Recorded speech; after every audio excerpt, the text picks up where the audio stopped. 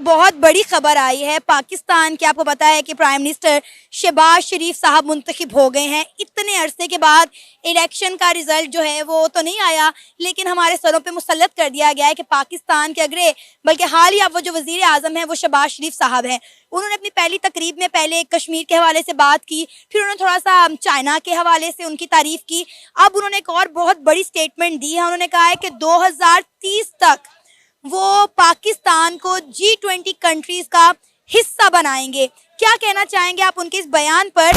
आपको लगता है कि पाकिस्तान G20 का हिस्सा बन पाएगा 2030 तक? मेरा भी उनसे एक सवाल है, ये कैसे बनाएंगे? तकरीबन 75 ईयर्स तक तो कुछ नहीं बना सके।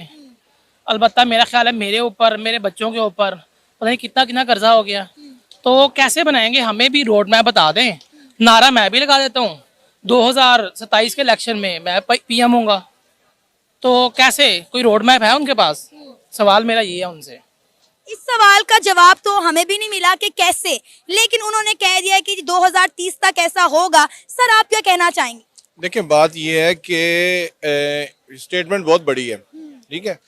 आप उसको कैसे जस्टिफाई करेंगे? पहली बात तो यह है कि आपकी अपनी आवाम इसके ऊपर जो है ना कितनी सेटिस्फाई है आपकी। ये तो आम एक बंदे को तो नहीं ना पता G20 में किस लेवल पे ये क्या चीज़ हो रही है। बात यह है कि जो पढ़ा लिखा बंदा है उसे तो पता है ना G20 में आप लेके जाएंगे। जिस तरह जो लास्ट ईयर बिलावल भुट्टो गया है वहाँ पे और G20 में, तो वो हमें समझती नहीं है, बड़ी दूर दूर तक हम उस चीज़ में, उस पोजीशन में नहीं आ सकते। आप उनके बड़ों से सवाल करना चाहिए कि 75 ईयर्स तक आप लोगों ने हमें, आप इस पूरी मईशत को जो है ना अब तो रौंद डाला ना बिल्कुल। अब तो उस कंडीशन में, उस सिचुएशन में हम आना बड़ी दूर की बात है। आप अभी बन गए हैं, आपको जो भी लेके आए हैं व्हाटसोएवर, हम मतलब उसको क्वेश्चन नहीं करते, लेकिन बात यह है कि आप इसने फेक किस्म की स्टेटमेंट ना दें। पहले ही पाकिस्तान की रेपो जो है ना वो बड़ी खराब हो चुकी है।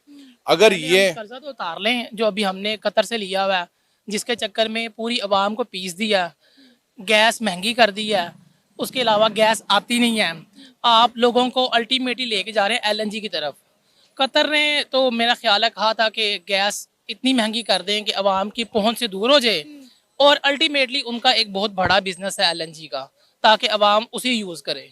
तो आप लोग क्या कर रहे हैं? नहीं, मेरा नहीं ख्याल इस तरह का कोई भी काम होना चाहिए। ये तो हम लोगों को एक तरीके से बाउंड करने वाली बात है। हर किसी को फ्रीडम होनी चाहिए कि वो अपनी ओपिनियन दे सके, अपने बता सके। ये नहीं होना चाहिए। क्या लगता है आपको, हम 1947 के दौर में वापस क्यों जा रहे हैं? इस तरह के बेवकूफ़ाना जो हम फैसले ले रहे हैं उससे पाकिस्तान में और कितनी, जो हम देख सकते हैं कितना फ़र्क पड़ेगा पाकिस्तान को?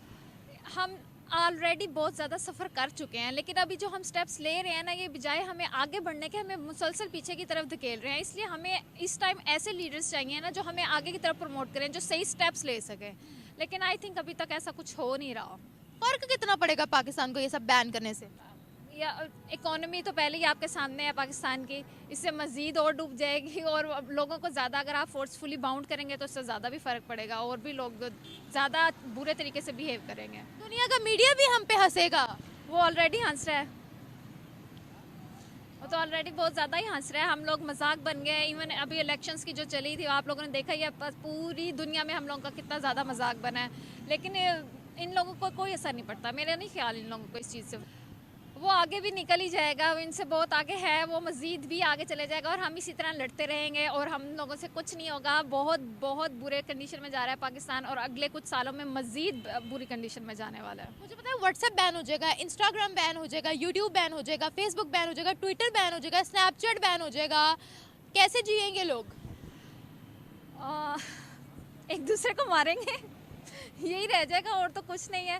जैसे पहले भी वो होता था, अब थोड़े लोग अपने आप को थोड़ा मॉड करने लगे, अपनी ओपिनियन बताने लगे थे। एक प्लेटफॉर्म मिल गया था उनको जिससे वो अपनी बात पहुंचा सकते थे गवर्नमेंट तक, दूसरे लोगों तक। वो सब कुछ खत्म हो जाएगा तो फिर लड़ाइयाँ ही रह जाएंगी, वो एक दूसरे को मारेंगे। फ्रीडम ऑफ स्पीच या freedom of expression already Pakistan में कितना है? मैं तो नहीं समझती कि अभी वो, हाँ, ये जो कुछ प्लेटफॉर्म्स हैं जो कर रहे हैं, लेकिन इसके बावजूद भी उनको मुसलसल बाउंड कर दिया जाता है, उनको सिग्नल्स ड्रॉप कर दिया जाता है, ट्विटर बंद कर दिया जाता है, तो फिर वो बंद ही कर रहे हैं एक दूसरे से। देखिए जी, बिल्कुल ठीक है ये बात। उसकी अच्छा। वजह ये है कि एक सबसे पहले ये है कि आप उन चीज़ों पे ही बैन करें।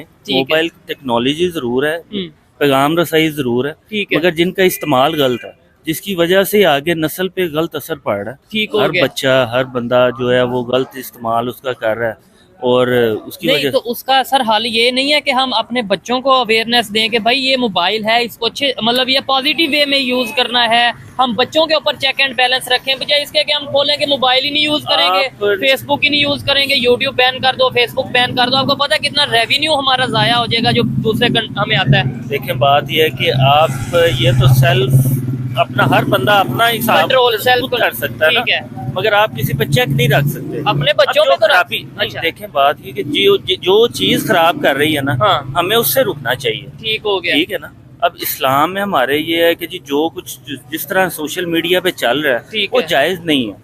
अब कई ममालिक में ऐसे है जहाँ टिकटॉक बैन है। कि इंडिया ने टिकटॉक बैन की है, हमारा उन्होंने नेबर क्यों- कंट्री है। देखिए, आपने नस्ल को बचाने के लिए और उनको मतलब आगे सही रास्ते पे लाने के लिए अगर आपको ये चीज पे बैन लगाना पड़े तो कोई हर्ज नहीं है। ठीक है। नहीं देखें, जो टिकटॉक है, मैं किसी ऐप का नाम नहीं लेता, लेकिन यह है कि ये जो ऐप है अगर यहाँ इंडिया ने बैन किया उसकी रीजन उन्होंने बैन की रखी है। ये नहीं है कि 2 दिन बैन की फिर हटा दिया, प्रेशर आया हटा दिया। हम यहाँ पे 4 दफा इस ऐप को बैन कर चुके हैं, फिर हम अनबैन कर देते हैं, यानी बैन हटा देते हैं क्योंकि चाइना की वो ऐप है। और दूसरे नंबर पे अगर यूट्यूब की बात करें, बहुत से मैं ये समझता हूँ सोशल मीडिया की वजह से बहुत सी चीजें लोगों में अवेयर हो रहे हैं, लोग इस नॉलेज को की तरफ आ रहे हैं। देखें, बात यह है कि अगर आप जिस घर में रह रहे हो ठीक है। और आपके वालिदैन को पता हो कि यार ये बच्चा किसी गलत साइड पे जा रहा है तो वो लाजमी बात है उसको रोकेंगे। ठीक है। लाजमी बात है उसकी, अगर गलत सोसाइटी है तो उसके दोस्तों को उससे कट ऑफ करेंगे। अगर हम इस तरह नहीं करेंगे ठीक तो है। फिर तो मुश्किल। इकोनॉमी स्टेबल होना ही, आप कोई कंट्री रन कर रहे हो, बेसिकली हम कंट्री एक बहुत बड़ी चीज आ जाती है। हम लोग इकोनॉमी ठीक कैसी होगी? अब तो सवाल यही है कि इकोनॉमी ठीक कैसी होगी, लेकिन इकोनॉमी जो होती है ना, कंट्री को एक साइड पे कर दें। अगर if you are failure at your home economy then you can't lead the country. ठीक है। और हमारे जो इस टाइम हुक्मरान हैं व्हाट्सोएवर, उनके अकॉर्डिंग वो बहुत ज़्यादा तालीमी याफ्ता होंगे, कुछ भी होंगे, they are PhDs in whatsoever, लेकिन दे हैव फेल्ड अस। आजकल हमारा निजाम सारा IMF के साथ है। देखें, जो भी हुकूमत में है उन्होंने सबसे पहले आते ही कहा IMF होगा तो हम चलेंगे ना भाई। IMF नहीं है, कोई भी गवर्नमेंट आई है, मेरा ख्याल है कि उन्होंने सबसे पहले आते ही उनका मौका होता है कि IMF के पास जाएं, और अगर वहां से पैसे नहीं आते तो फिर पाकिस्तान रन ही नहीं होगा। मुझे बताएं, 70 साल पहले हम इंडिया से अलग हुए। बेसिकली हिंदुस्तान अंग्रेजों से आज़ाद हुआ था। हमने तो 2 कौमी नजरिए की बुनियाद पर खुद को हिंदुस्तान से अलग किया था कि हमने अलग पाकिस्तान बनाना है। क्या फायदा हुआ पाकिस्तान को बनाने का? नहीं, सबसे पहले तो मैं आपको ये बताऊंगा कि ये मर्डर ऑफ हिस्ट्री है जो आपने हमें पढ़ाई गई है। हमें बचपन से लेके यही सुनने को आया आज तक कि जी पाकिस्तान 14 अगस्त को आज़ाद हुआ था, 14 अगस्त को वजूद में आया था। लेकिन जो ब्रिटिश और जो उस वक्त के न्यूज़पेपर्स थे, उस वक्त की मीडिया थी, बकौल उनके कि पाकिस्तान जो है वो 14 अगस्त को नहीं आया था। वो मेरा ख्याल एग्जैक्ट डेट मुझे याद नहीं है, लेकिन 25 जुलाई तब जाके उस जो है उन्होंने पाकिस्तान का एक नाम, पाकिस्तान का एक अलग सेपरेट एक नाम रखा था। उसके बाद उनको सेपरेट एक बता दिया था कि ये आपका सीन है, एटसेट्रा एटसेट्रा।